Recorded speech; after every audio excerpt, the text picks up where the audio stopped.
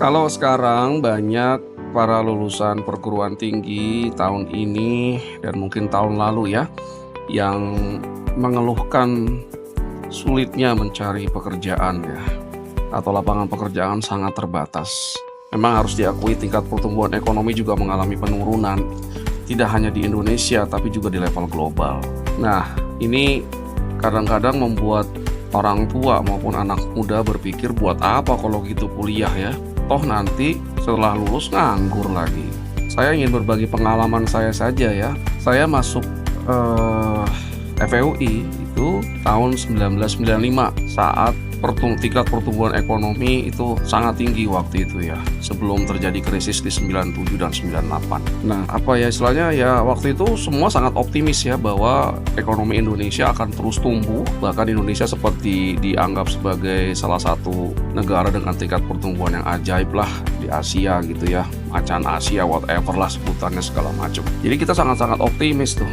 Jadi saya juga masuk FEUI, ngambil program studi atau jurusan dulu akuntansi ya, karena berpikir bahwa sektor swasta akan terus bertumbuh dan lowongan pekerjaan juga jadi banyak gitu ya, atau lapangan pekerjaan juga menjadi terbuka lah untuk lulusan jurusan atau program studi akuntansi. Tapi ya kadang kita nggak pernah tahu apa yang terjadi di kemudian hari ya, kita nggak pernah tahu. Tahun 97 Indonesia mengalami krisis keuangan ya, yang dimulai dari Thailand dulu, kemudian akhirnya merambah ke Indonesia, dan dari krisis keuangan menjadi krisis multidimensi dan krisis ekonomi yang berpuncak adalah demonstrasi mahasiswa menuntut Presiden Soeharto, Presiden kedua Indonesia, untuk mundur ya, atau step down dari jabatannya. Suatu yang sangat sulit dibayangkan saat itu bahwa Presiden kedua RI bisa diturunkan gitu ya.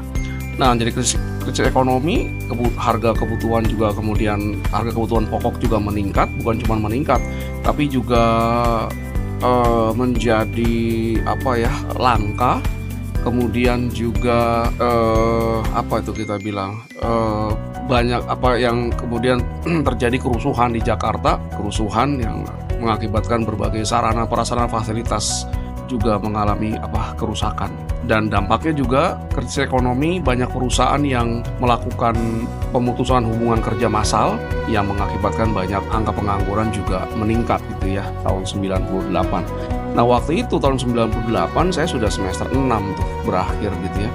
Dan melihat kondisi seperti itu juga takut juga sih, terus terang, nanti kalau lulus kuliah tahun 1999, karena saya punya target waktu itu kuliah tidak boleh lebih dari 4 tahun atau 8 semester harus lulus ya. Berpikir nanti kalau lulus bekerja di mana, karena banyak perusahaan yang tutup, usaha banyak yang tutup, kemudian banyak PHK di mana-mana terjadi gitu ya. Nah, saya yang baru lulus nanti bisa bekerja apa enggak ya. Tapi itu semua memang ketakutan yang muncul di saya dan mungkin juga para mahasiswa seangkatan saya saat itu ya, karena kondisi ekonominya benar-benar tidak bagus gitu. Tapi ya saya kira tetap belajar dengan baik gitu ya, mempersiapkan diri dengan baik. Nanti ketika lulus semoga ada lowongan pekerjaan dan saya bisa ditampung di dalamnya gitu ya. Ya alhamdulillah 99 lulus, bulan Maret gitu 99 lulus dari ujian komprehensif ya, dulu April saya diterima di pekerjaan ya, di salah satu perusahaan lokal Indonesia besar, salah satu perusahaan lokal besar di Indonesia gitu ya, yang bisnisnya sudah menggurita gitu ya, banyak sekali bisnisnya dia. Dan bulan 1 Mei itu saya masuk, 1 Mei 1999 saya masuk mulai bekerja. Ya awal Mei ya, saya agak lupa apakah tanggal 1 itu, kalau tanggal 1 itu hari Minggu ya nggak kerja ya, seperti itu. Ya alhamdulillah bisa bekerja, dan ya rezeki sudah ditentukan oleh Yang Maha Kuasa gitu ya. Kita tinggal mencoba untuk meraihnya, mempersiapkan diri, menyongsong rezeki yang sudah disiapkan oleh Yang Maha Kuasa. Dan sampai saat ini alhamdulillah pendidikan yang saya dapat dari mulai SD, SMP, SMA, dan perguruan tinggi itu menjadi modal bagi saya untuk memperoleh taraf penghidupan ekonomi yang lebih baik saat ini di masa tua. Jadi jangan pernah takut kalau Anda sekolah atau kuliah, itu adalah investasi bagi Anda untuk memperoleh penghidupan yang baik di kemudian hari. Tidak ada jaminan, memang tidak ada jaminan bahwa Anda dengan berkuliah Anda akan sukses di kemudian hari, tidak. Tapi probabilitanya, kemungkinannya itu diperbesar dengan Anda sekolah yang baik, kuliah gitu ya. Itu probabilitas Anda untuk hidup lebih baik di masa depan itu lebih tinggi dengan Anda berkuliah.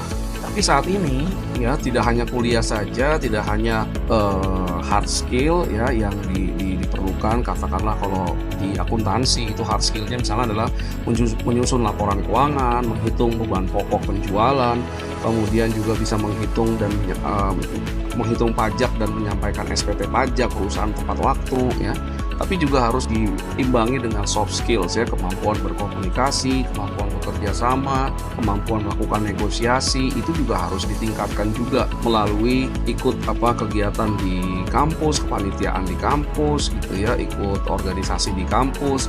Dan yang ketiga sekarang Anda juga misalnya magang gitu ya, banyak perusahaan sekarang yang memberikan kesempatan kepada para mahasiswa untuk magang di tempatnya gitu ya, di tempatnya. Nah itu Anda harus ikut tuh magang di situ yang membiasakan Anda para mahasiswa tuh untuk mengetahui bekerja ini seperti ini, ini yang diharapkan dari pekerjaan, berarti apa yang masih kurang di saya, sehingga Anda bisa memperbaiki diri ketika nanti Anda lulus, insya Allah Anda sudah siap untuk bekerja di perusahaan.